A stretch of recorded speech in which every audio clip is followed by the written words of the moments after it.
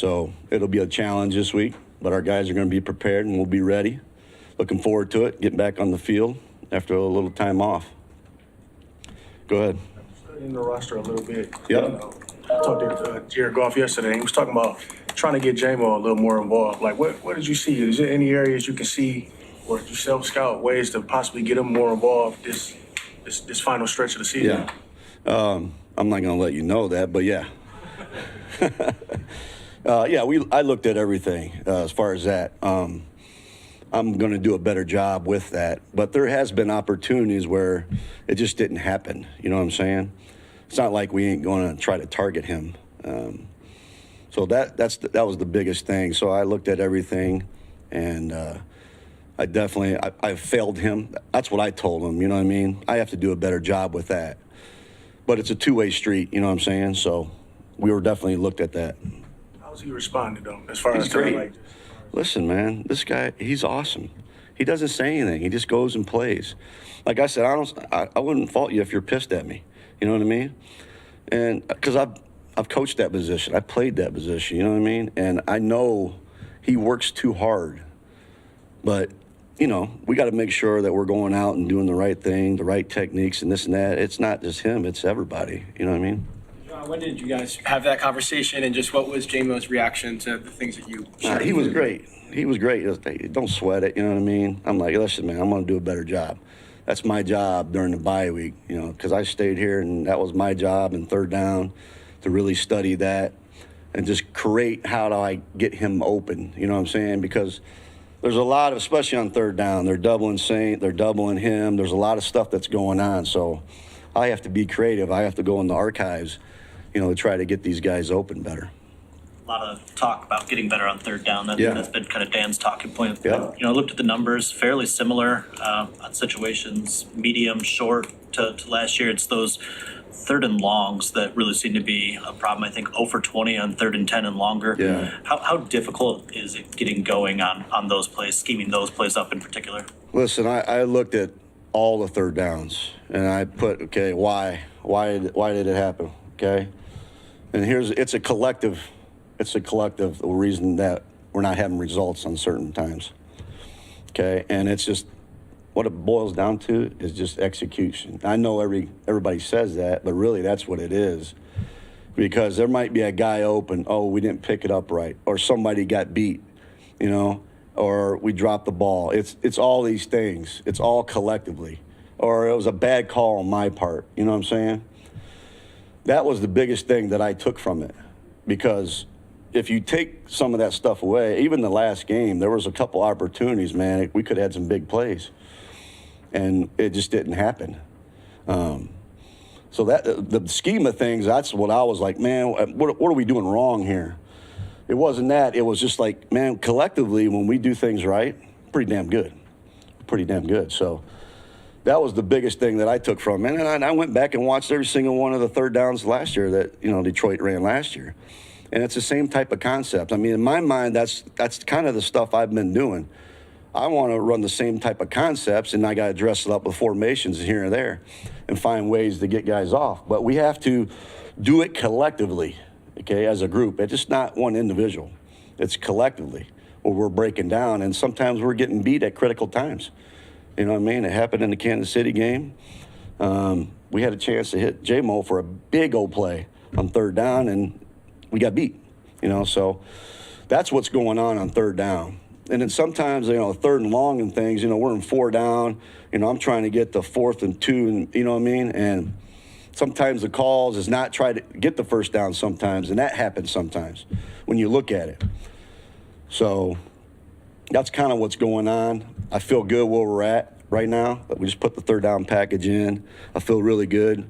You know, we have to be prepared for everything with Flores, so it's all about the protection up front. That's the number one thing we got, because it doesn't matter about all the plays. Can you expand a little bit maybe on Flores? I'm sure you've run across him, and you know your career, just what his defenses do so well, and why he's so good at what he does. Yeah, they cause havoc up front. You know, a lot of moving parts up front. Coverages, different type of coverages. Does a really good job in man zone tells. But really, it starts up front. You know what I mean? Trying to break down your protections. to get guys through, even in the run game and everything like that. So it's kind of calmed down a little bit this year, I think, based on some of their injuries that they've had. But listen, everybody plays us differently, so we have to expect the unexpected with him. That's the biggest thing. Jared has had a lot of success against that defense over the last couple of years. Just what have you been able to glean from watching the tape back about why he has been so good? Yeah, I think have ran the ball pretty well. I think that's been the biggest thing. And trying to create some big plays that way. That's the biggest thing that I took from it. When you do that, when you try to create some big plays and run the ball, I mean, it helps out everything. So. We talked to you at training camp. You expressed affinity for the deep ball. You said, you love it and you want to do it as much as possible. Yeah. Those opportunities haven't been there. We know sometimes cover 2, cover 3, they take it away. Is there anything you can do to create more opportunities for Jared to take those shots? Yeah, if defense stopped playing shell all the time. I mean, that's really the biggest thing. I mean, look at our personnel. I mean, teams are playing us differently because of who we have out there. And so, don't get me wrong, we have plays for shots. And it's just not there sometimes. That's just the way it goes. First and second down, we're taking a shot. If it ain't there, we check it down. We're not going to force anything. And I think you create big plays when you have, and third down, you can do that when you get more man-to-man and things like that. You can create some big plays. We're pretty good after the catch in the leagues, and that's where we've been getting a lot of our big plays.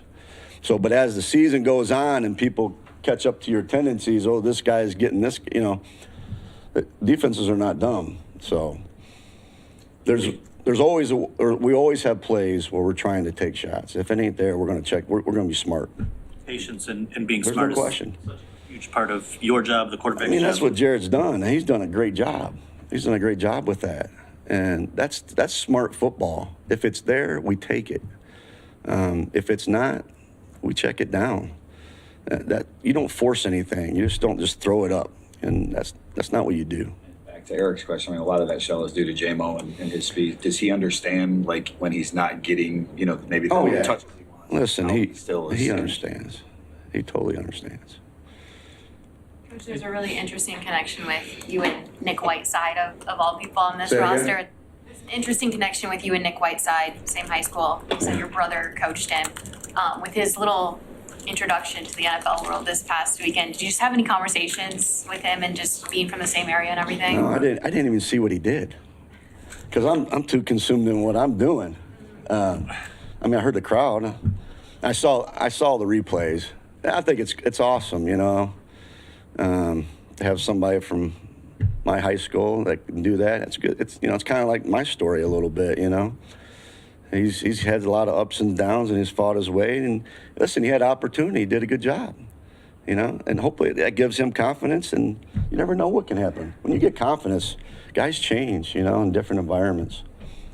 John, when you were here in 2022, Jameer wasn't here yet. Now that you've had a chance to coach him for 7 games, is there anything he does that is even more impressive than you could have imagined? Just what's been your takeaway so far? Everything. He's a freak, man. We're getting a lot of explosive plays from him. Just give him the ball, or it's a run or a quick screen, or routes. It's just he's very impressive, and the more he does it, the better he's going to get. I was with Waller in Vegas, man. He was a freak. A guy looks. He's 6'6", 255 pounds, and runs 4.3. Come on, it's crazy. So I look at him every day. Him. It's just about being consistent and everything, and mastering your craft. Don't get bored of what you do. Be great at it. That's what great players do all the time. But he's been pretty impressive, no doubt. Just kind of a bigger question about the running game overall. Some of the efficiency metrics are a little bit down from last year. Just kind of your assessment of where the run game is at through 7 games.